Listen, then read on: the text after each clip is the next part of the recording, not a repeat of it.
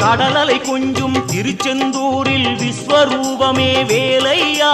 பழமுதி சோலை அறுபடை வீடும் புண்ணிய தரிசனம் முருகையா